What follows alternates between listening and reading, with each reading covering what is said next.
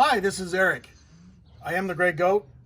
This is my garage, the Gray Goat Garage, and we're powered by ombwarehouse.com. I get a lot of questions doing tech support. Hey, I got this piston and the rings weren't installed, and how the heck do I install piston rings? Well, today we're going to install piston rings and the piston onto the connecting rod. We've got the flat top piston out of a Wildcat 223 that I replaced, and the 223 rod. The pin is the same for most small engines, from the gx200, the 196cc clones, and Predator. They all use the same pin, and so all of this is the same for most of these engines. Before I put the rings onto the piston, and I don't have an engine to show you, but what I'll do is I'll compress the ring and I'll stick it down in the cylinder of the engine. Then I'll use a piston with no rings to push this down into the engine so I can measure the end gap here. What I'm looking for is anywhere from 8 to 14 thousandths is the tolerance. Most of these rings that I found on the flat top pistons that we sell are right at 8 thousandths. You can go to 12 thousandths as a low side for the second ring, and then 0.020 on the thin oil rings. So with any piston, you've got essentially 4 rings, and then you have this corrugated ring here. You need to check the gap on every one of these rings. If you have questions about ring gap for your engine, send me an email at help@ombwarehouse.com and put Gray Goat in the subject line, and I'll make sure that I get back to you. I don't always check YouTube, so it's best to just email me directly at the warehouse. So to put these rings onto this piston, what we're going to do is put this wavy oil control ring into the bottom ringland. Then I'm going to take and spiral this ring on. The oil control rings, these are a steel ring, and they're pretty flexible, and you don't have to be that careful with them, but you still need to be somewhat careful with them. So the first one we have installed under the bottom of the oil scraper ring. Make sure that that oil scraper ring doesn't overlap like we just had it.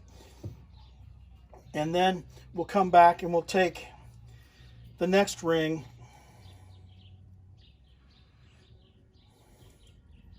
I'm going to get it started right on top of that wavy ring.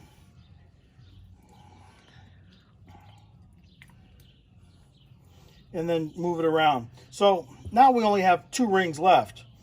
We have a black ring and a silver ring. The silver ring's not always silver. Sometimes it'll be black and it'll have a silver face. The silver face ring is always the top ring. This being the top of the piston, it's going to go in that top ringland right there. So we're going to install the black ring first. This is the second ring, and all of these rings are going to have some sort of marking on them. This is marked with the letter D right here. Trust me, take my word for it. And that letter D is insignificant to me, but it tells me that this ring needs to have that D facing towards the top of the piston. So these rings will break easily. These are a cast iron. So if I was to yank on this, I'll break this ring. So let's try and put this on without breaking it. So I'm just going to get it started, and you don't have to start it in any specific location. You just need to get it into that land, and then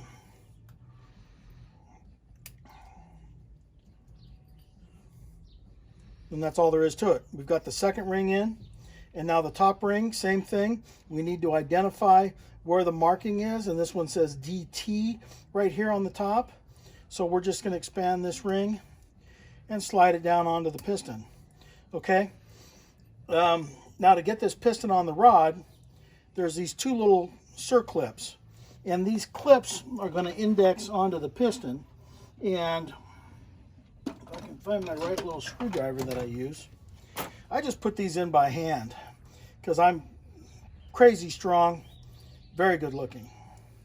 So I'm just going to press this in and then just press it down in. It's going to fit down into a groove that's in the piston. All of these pistons have this little cutout right here to make it easier to get that out with, I use pliers, but you could use a screwdriver. I don't want the end of my ring gaps into that groove, just in case something funny happened and that worked its way out of there. So I'm just going to take and rotate this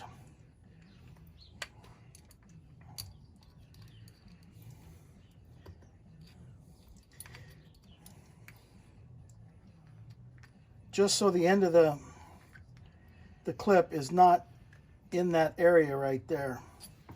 And of course it's not agreeing with me, so we're going to grab some trusted needle nose pliers,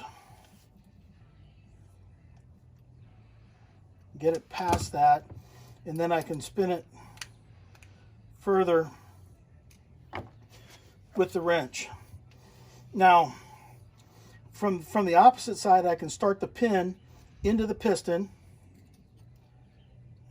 and hopefully it'll be snug. Okay, and then you have to remember, when the engine's running, this is going around this way in the crank, because this is coming down into the oil and splashing the oil. Well, there's either going to be a dot or a triangle on these pistons, and that needs to face down towards the lifter area or the push rod area of the cylinder. So make sure you get this right, because if it's backwards, you're going to destroy your engine. So because the engine goes like this, I know that the rod's going to sit in the engine like this. This is going to face down. So now I can just push the pin through the piston. Through the piston and the rod, until it seats down to the O-ring or the circlip on the opposite side. Now I can just take, and I'll use pliers on this one just to get that started in there.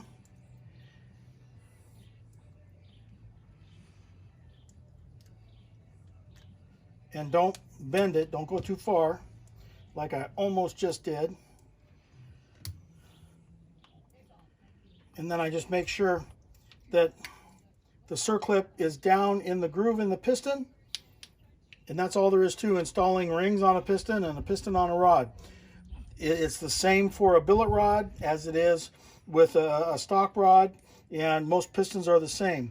If you have rings that do not have a mark on them, and you have to look very, very closely, then it doesn't matter if they go up or down. But you know, the silver ring is always the top ring, the black ring is the second ring, and the oil control ring is self-explanatory. With ring gap, there's all kinds of different theories on that. I don't subscribe to any of them. I'll take and move my oil control ring gaps. I'll put one right about here and the other one right about here. Doesn't matter what's top or bottom. I'll take and I'll spin my second ring so it's in line with the pin on one side, and then spin my top ring so it's in line with the pin on the other side, on the exact opposite side. Install it, you're ready to go. That's all I got to say about that. I am Eric. I am the Gray Goat. It's my garage, and we're powered by ombwarehouse.com. If you have any questions about this, send me an email, help@ombwarehouse.com.